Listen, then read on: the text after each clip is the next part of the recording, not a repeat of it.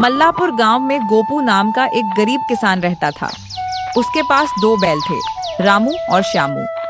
एक शाम सूरज डूब रहा था और गोपू अपने खेत से लौट रहा था। तभी उसकी नजर पीछे गई। श्यामू तो था, लेकिन रामू कहीं गायब था। उसके दिल में धड़कन बढ़ गई। रामू कहाँ चला गया? उसकी आंखें नम हो गईं। वह रास्ते भर पुकारता रहा, पर कोई जवाब नहीं। अचानक उसे याद आया कि गांव के पीछे जो गूंज टीला है, वहां जोर से आवाज दी जाए तो 60 बार लौटती है।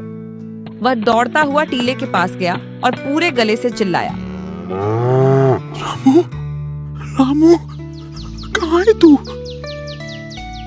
पहाड़ी से आवाज टकराई और गूंज उठी, रामू, रामू, कहाँ है तू? कहाँ है तू? गोपू को लगा जैसे रामू पास ही है। उसके चेहरे पर एक मुस्कान फिर गई। उसने फिर पुकारा, रामू, मैं आया, बस आया। लेकिन तभी पीछे से भारी कदमों की आहट आई। ठाकुर विक्रम सिंह अपने 2 निजी नौकरों के साथ वहां आ खड़ा हुआ। उसकी मूछें गुस्से से तन गई थीं। ओए हरामी, मेरी गूंज चुरा रहा है? मैंने मना किया है ना? ये पहाड़ी मेरी है और इसकी हर आवाज मेरी जायदाद है। गोपू के पैर कांपने लगे। उसने हाथ जोड़ लिए। उसकी आवाज में डर और नम्रता दोनों थीं। ठाकुर साहब, मेरा रामू खो गया है।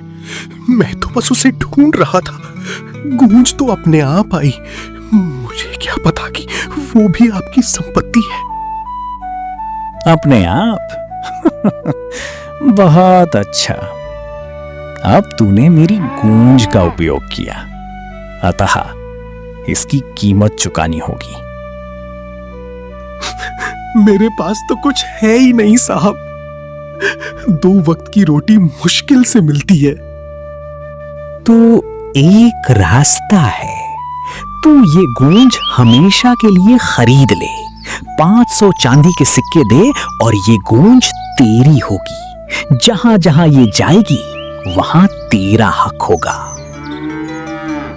गोपू ने थोड़ी देर सोचा। उसके दिमाग में बिजली कौंधी। चालाकी से चालाकी का जवाब दूंगा। उसने जानबूझकर सवाल किया, मतलब अगर आप खुद भी आवाज देंगे तो गूंज मेरी होगी और आपको पैसे देने होंगे? आप बिल्कुल, समझौते में यही लिखा जाएगा, तू बस सिक्के ला। गोपू घर पहुंचा तो सांझ हो चुकी थी। उसकी पत्नी सीता चूल्हे पर रोटी सेंक रही थी। गोपू ने उसके गले में पड़ा चांदी का हार देखा। आंखें नम थीं, पर उसने हिम्मत जुटाई। सीता, वो हार मुझे दे दो, कुछ काम है। हार? वो तो मेरी माँ ने मुझे ब्याहते समय दिया था। क्या करोगे हार का? वो ठाकुर की गूंज खरीदना है। मैं तुझसे वादा करता हूं 2 गुना वापस लाऊंगा। गूंज? पागल हो गए हो? कोई परछाई खरीदता है, कोई गूंज? ये तो ठाकुर का जाल है। हार भी डूबेगा और हम भी। गोपू ने उसका हाथ थाम लिया। उसकी आवाज में इतना प्यार और भरोसा था कि सीता पिघल गई। मुझ पर भरोसा रख। मैं तुझे 10 साल की मेहनत 6 महीने में दिलाऊंगा। बस ये हार दे दे। सीता ने भारी मन से हार उतार दिया। दोनों की आंखें मिली और गोपू हार लेकर साहूकार के पास भागा। साहूकार ने गहने देखे और सोच में पड़ गया। फिर भी उसी समय 500 चांदी के सिक्के गिनकर गोपू को थमा दिए। अगली सुबह तक गोपू की झोली में वे सिक्के थे और उसकी नजरें बस गूंज टीले पर टिकी थीं। अगले दिन गांव के मुखिया के यहाँ सभा लगी। ठाकुर पहले से आकर बैठा था। उसके चेहरे पर लालच की चमक थी। गोपू सिक्कों की थैली लेकर पहुंचा। मुखिया ने कागज पढ़ा। ठाकुर विक्रम सिंह गूंज टीले की सारी गूंजें 500 चांदी के सिक्कों में किसान गोपू को बेचते हैं। ये भी शर्त है कि जहां जहां टीले की गूंज जाए वहां गोपू का अधिकार होगा। समझौता तोड़ने पर 1000 सिक्के जुर्माना। क्या दोनों को मंजूर है? बिल्कुल मंजूर।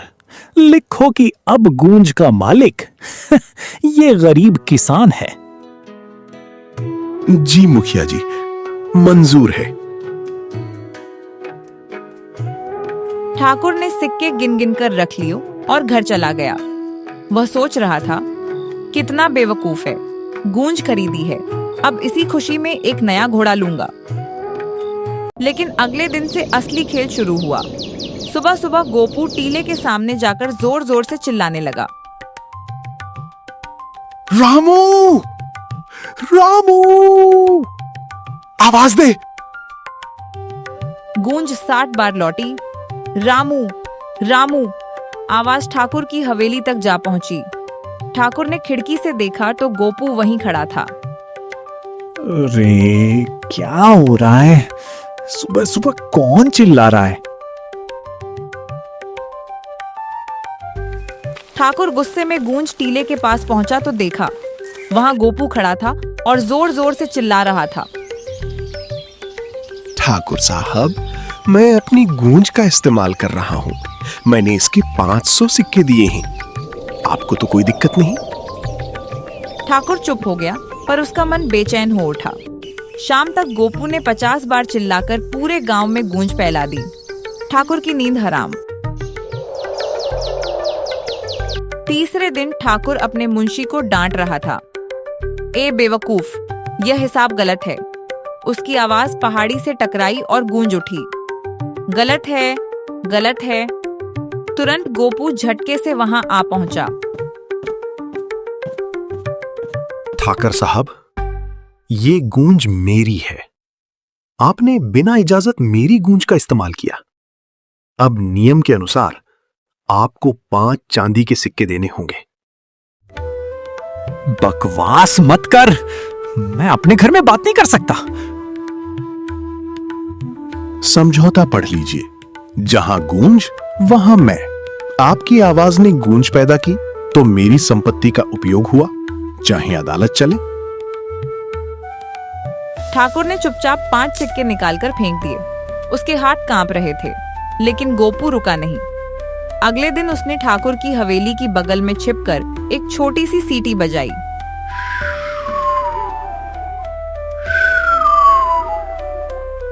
गूंज ने पूरे घर में परेशानी फैला दी। ठाकुरानी की बर्तन गिरने की आवाज तक का गोपू ने हिसाब लगाया।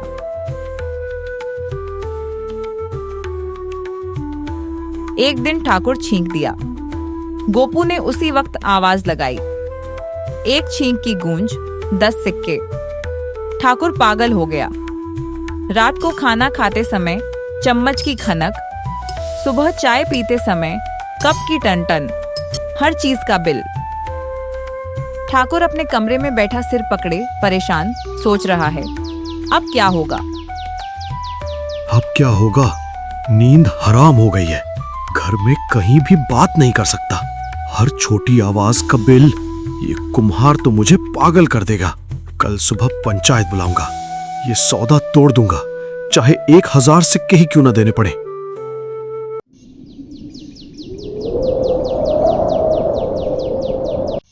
अगले दिन गांव की चौपाल में सभा लगी।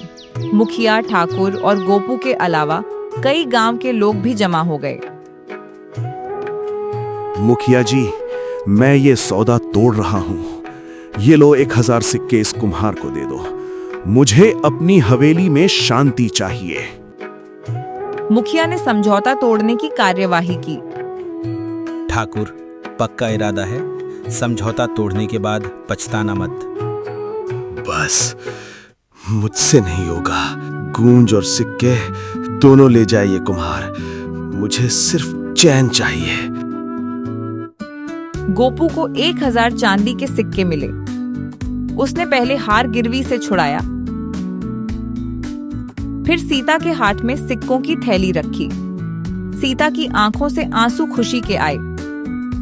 तुमने सच कर दिखाया, मुझे माफ करना। मैंने तुम पर भरोसा नहीं किया था। अब नया बैल खरीदते हैं, नया खेत जोतते हैं, और हां, अब कभी किसी से लालच मत करना। गूंज भी हमेशा मुफ्त होती है। उस दिन के बाद ठाकुर विक्रम सिंह ने कभी अपनी हवेली में जोर से बात नहीं की। गांव वाले कहने लगे, गूंज गई तेल लेने। और गोपू सीता के साथ अपने नए आंगन में बैठकर हर शाम कहता, सुनो, जिसने ठगा वही पछताया, जिसने हिम्मत की उसने अपनी गूंज खुद बना ली। खत्म होती है।